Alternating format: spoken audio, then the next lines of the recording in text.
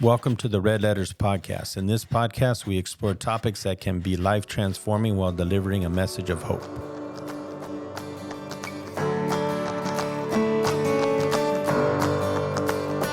Hello, and thank you for joining us on this week's podcast. Today, we're going to continue with our testimony series, if you will, as we talk about Aida and how she came to the knowledge of God. When was the initial time that you actually either felt God interact or touch your life? You felt his presence, something that you just knew it was outside of the natural, and it was God intervening in your life. When would you say that began or when that started? I want to say the first encounter I ever had with God was back in 1990. I believe that's the year my dad passed away. I remember being in my room and I was high on crystal meth and I was suffering from depression at the time, or manic depression.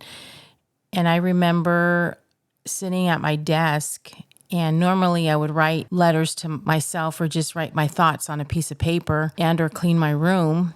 And that night I couldn't sleep. So I just remember I was sitting at my desk.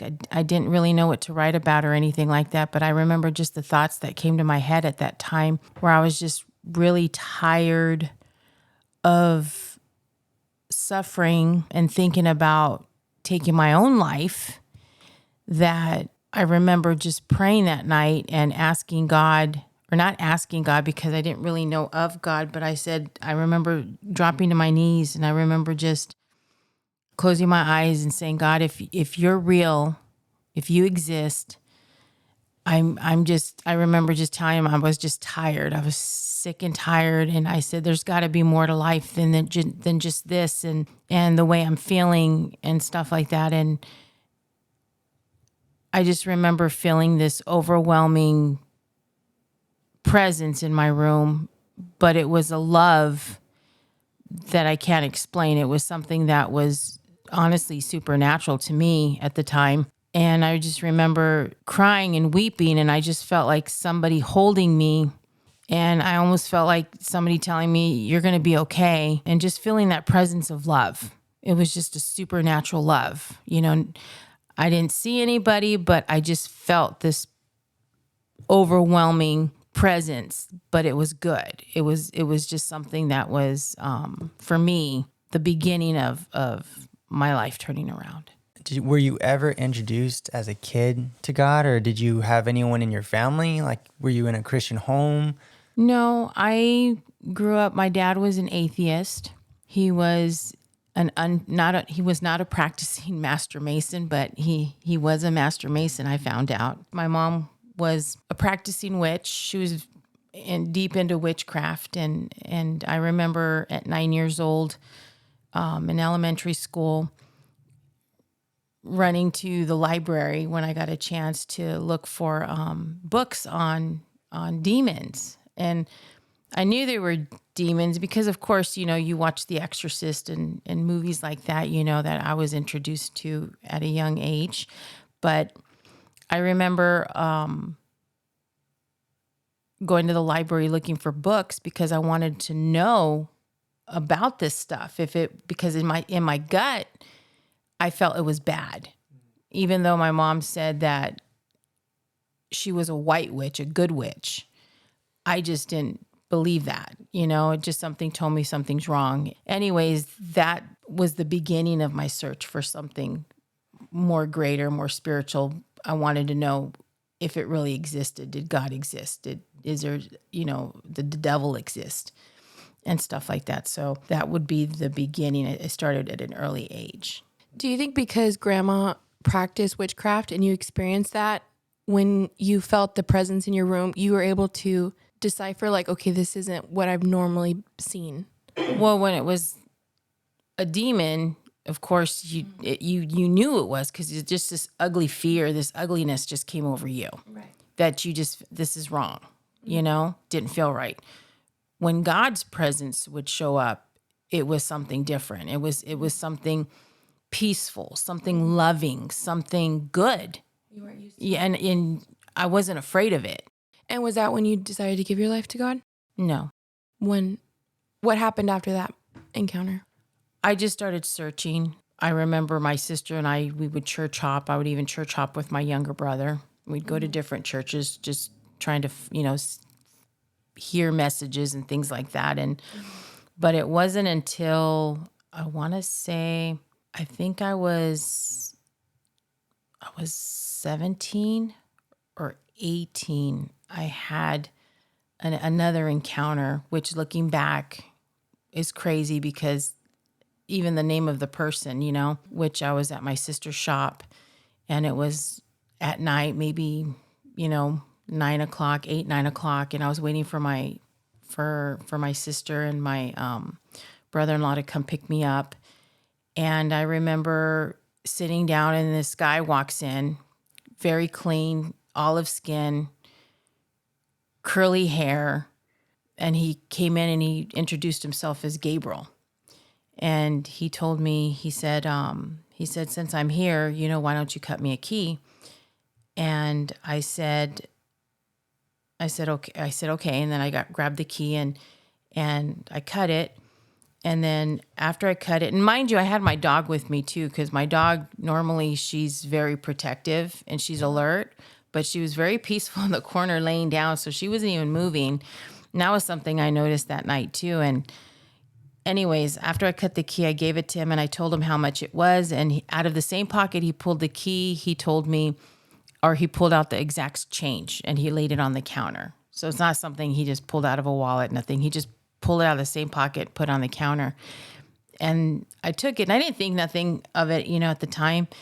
And so after that, of course, I put in the register and I look at him and then he goes, since I'm here, there's been some things you've been asking God. And actually, now that I'm thinking about it, this happened after about a week after I had the first encounter, because I remember in my bedroom, because if I go back and remember, is that night when I was asking God, if you're real, show me you're real. And I began asking questions. And so when his presence showed up, that was the beginning, the first encounter. But the second was like about a week later. Now that I remember, it was about a week later. And I had that encounter. And the guy who introduced himself as Gabriel, he turned around and said, since I'm here, there's been some questions you were asking God, and I'm here to answer them. Right. And he just began answering all the questions that I had. I don't remember, all the details of those questions. It's been so long, but he ended up answering all the questions. And I was just like looking at him because nobody knew those questions but God at that time. And looking back now, Gabriel being God's messenger angel in the Bible, I look at that and God sending somebody to answer my questions for me. And that was like the beginning of me believing that God, you really exist. But I didn't quite turn around my life until I was 22. Wait, what was when did you encounter the angel? It was in 1990. But how old were you? Let's see, 22, I was 92, I was 22. So I was 22. Wait, so then you were born in you 70. encountered him Yeah. the year before? No. If you were born in 70, It was so around 1920. 1990. yeah. So 1990. 2 years later, so you were then 20. I was 20. Yeah, 20. And then I 2 guess years so, later, yeah. you gave your life to God. Is that what you're Yes, saying? around Why that did you time. wait 2 years if... that's what I was You know thinking. what I Because I mean? feel like that's such a profound experience. Yeah, and I would go to a church immediately if I was like, Because oh, angel. I guess I wasn't quite ready to. Well, I want to say realistically that maybe I wasn't ready. I didn't think I was ready. And I was still, I guess I had those experiences, but maybe I wasn't 100% convinced and ready. I don't think I was ready to change yet, to turn my life around. You know what I mean? And I didn't know what that quite meant to turn my life around. Yeah. I didn't understand, because back then I didn't think, I have to say a sinner's prayer and I have to do this and I have to do that, right? All I knew is, okay, God must exist, but still in the process from that time to when I got saved, I ended up having your older brother, Anthony, because I got pregnant. But then prior, when I was 21, I actually tried taking my life. So I believe it was, because it was a year later that that time that I got pregnant, not too long after I had tried that. Yeah. So it sounds like God was kind of setting the stage to introduce himself to you. It almost feels that way. When was it that you were presented the gospel, or the choice to begin serving him and getting to know him? When did that come, and how did that come about? Well, honestly, it happened. I remember leaving Anthony one night I left Anthony with grandma, and and I went out to go to a party. And when I went to the party, it didn't feel the same. That's when I felt like, okay, something's happening to me inside. Yeah. It didn't feel the same. And I turned around and I remember going home, looking at, grandma was mad at me because I didn't come home till the next day. I stayed out all At least night. the party wasn't didn't that come good. back. It wasn't, but it was at a friend's house. That wasn't that good, but I stayed all night. It was at a friend's house. And so I stayed there all night. And then I came back the next day and she got angry. And I remember just grabbing Anthony and I went to the room and I was just staring at him. And then I just looked at him and I was like, and that's when I asked God in the bedroom. I said, God, I said, I'm sorry, and I said, I don't want Anthony to grow up, experiencing what I experienced or go through life the way I went through life. And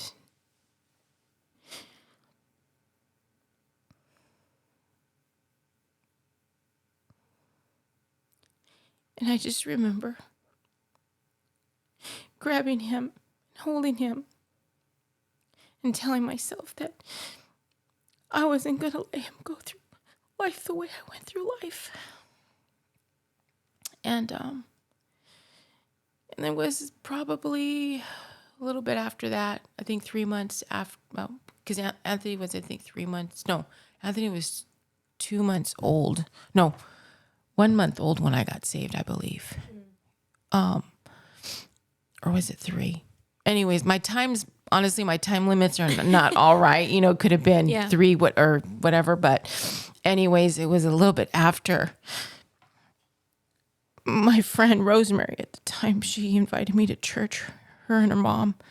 And that's when I went to church. And I remember sitting in service and I just knew inside of me that was the time to really just turn my life around and give my life to God. And at that time, the person preaching had said a lot of stuff. And, when you sit in church and you think that the preacher's speaking to you, or you feel like somebody told them all your life, everything, and you feel like, okay, how does he know?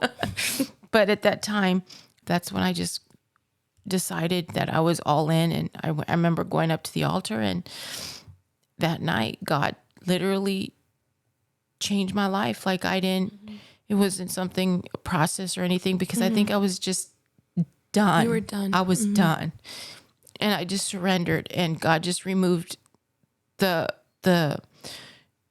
crystal meth, the smoking, the drinking, everything, just took it away from me, and I didn't desire it ever again. Even the cussing, because I used to, every word that came out of my mouth was a really ugly cuss word.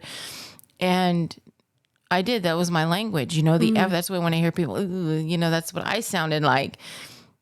But he took that away from me. Like, I didn't struggle with having to try to stop cussing. It just literally lifted off of me everything I felt at that moment. I was genuinely, God had changed me. He cleaned me. He cleansed me, like he took everything from me, and I didn't want to go back.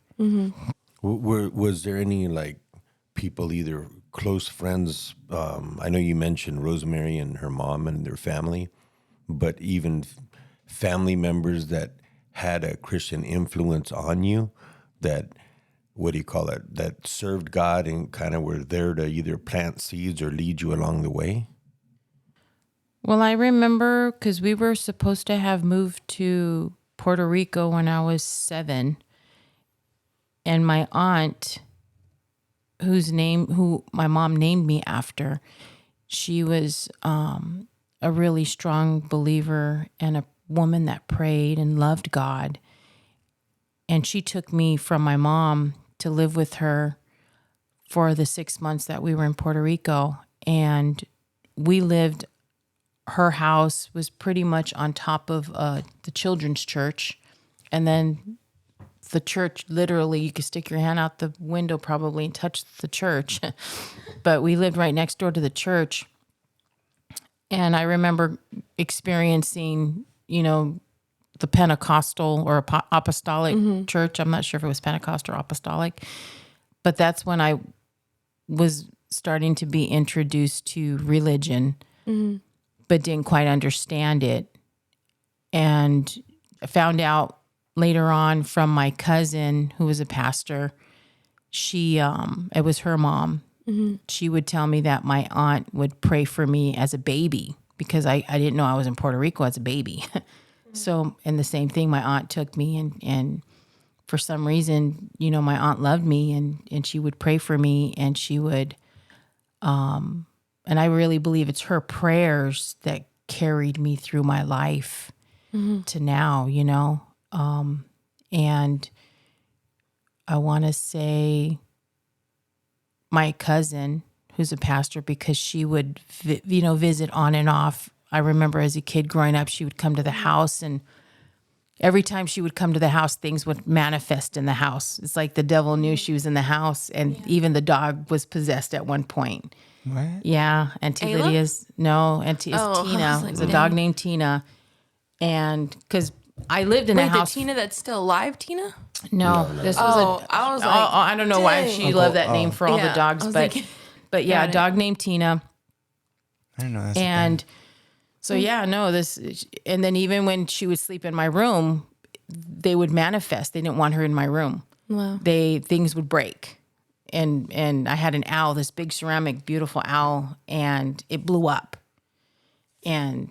But I was 17 years old when she was visiting at that time. And she even spoke into my life. I remember that time. She was trying to help me, because I started suffering with the manic depression at 14. And then that also, God delivered me from that. So would you say that it kind of started with your aunt as a child? Was she like the first one that you think made some, like, intervene through prayer and stuff like that, and speaking and loving you the way she did? Would you say that's where it started?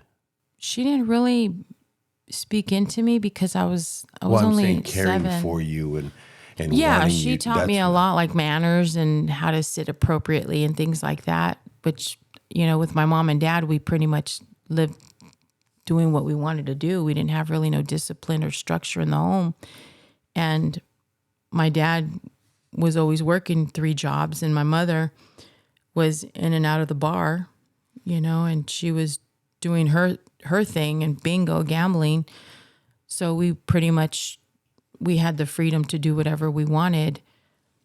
And I'll share the biggest part of my testimony, I really believe, okay? Because I did, and I want to share this because I believe it will help somebody out there, and I believe right now because we're going through, it's one of I think the biggest things right now that a lot of our young adults, even adults and people, even believers suffer from, and that's depression.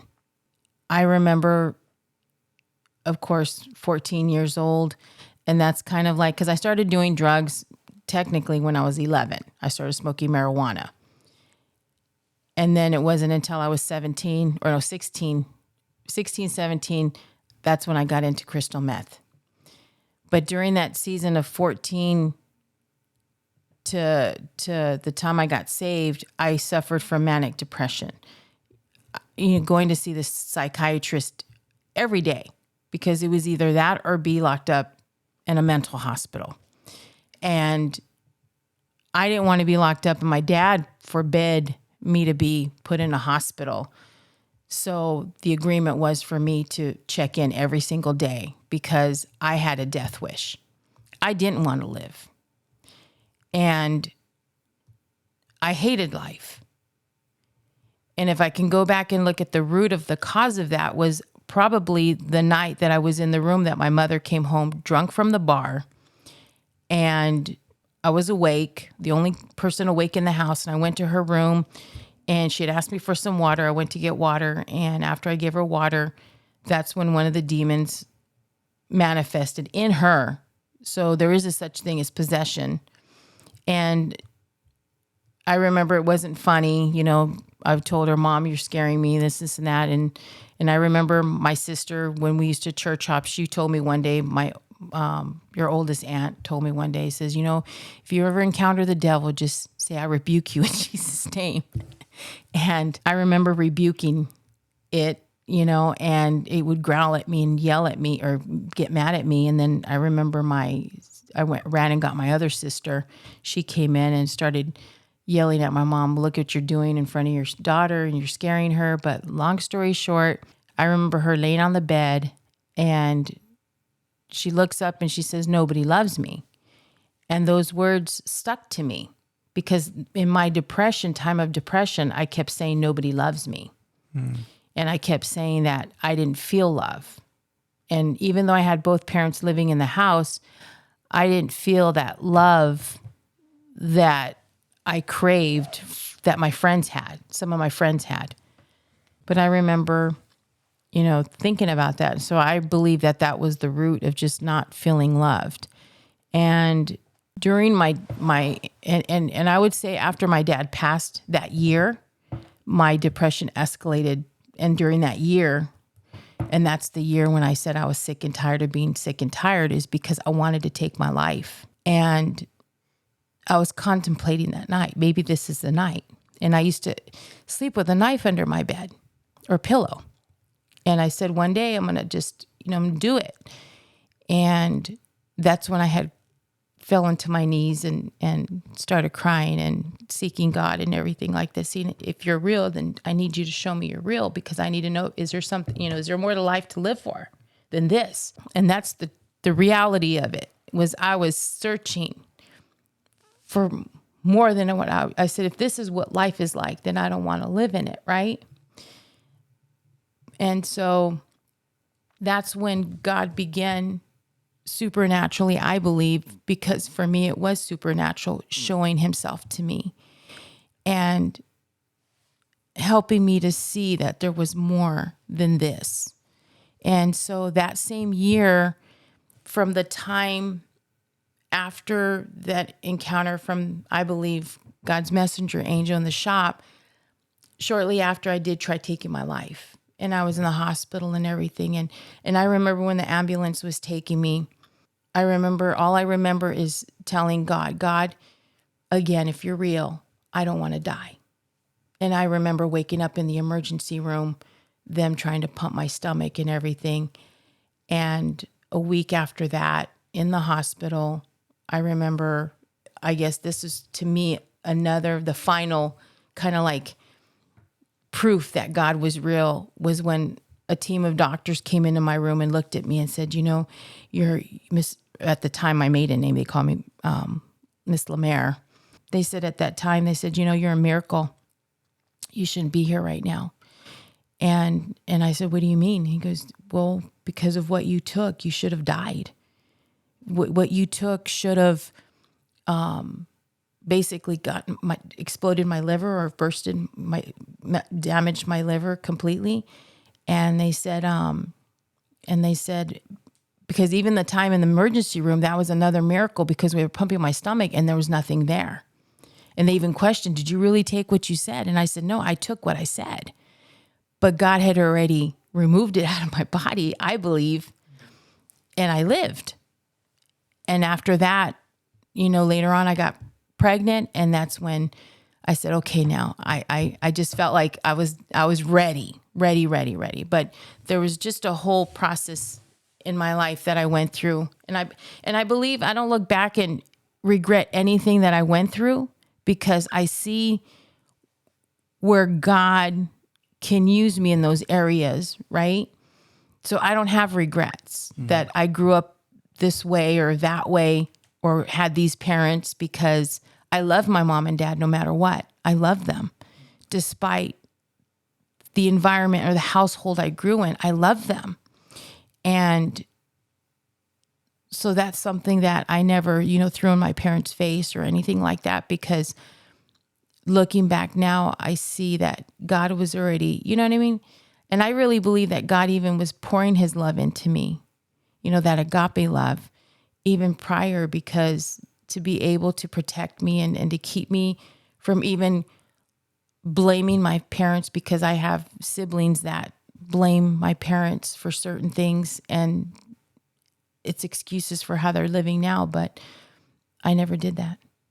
And then for those listening, if they can relate to your story, but maybe they're not on the other side yet, or they're still getting nudges from God and visitations from God, but they haven't, I guess you could say, answered the call. Is there maybe some advice or words of wisdom you can give them?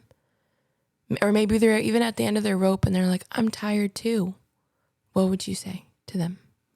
Well, first of all, I'm not a doctor or anything. And, Right. and of course, I have to say, if you're at that point, seek help. Don't wait, just call somebody. But for me, I really believe with my whole heart that during that time that God answered me, Mm-hmm. He knew my heart, and He knew I was sincere, and He knew I was in deep, or you could say in pursuit of Him, and wanting to know, do you exist? Mm-hmm.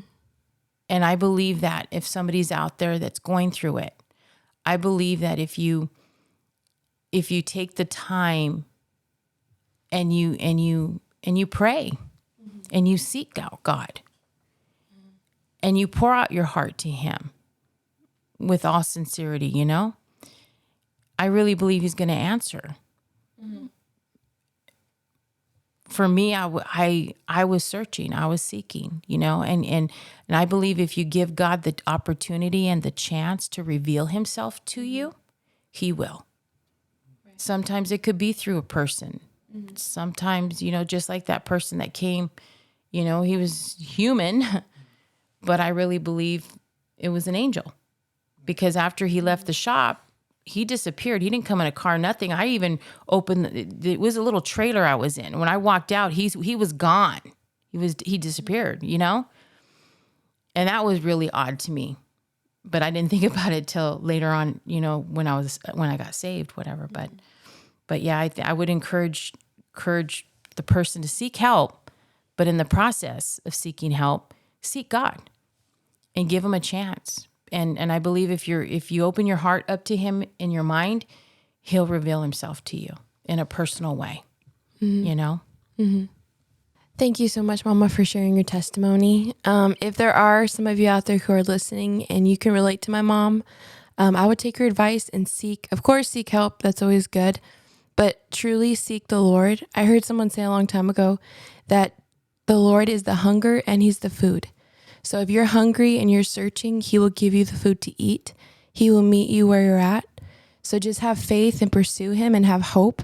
And if you need anything, of course, you can reach out to us. But thank you so much for tuning into this episode, and have an amazing day.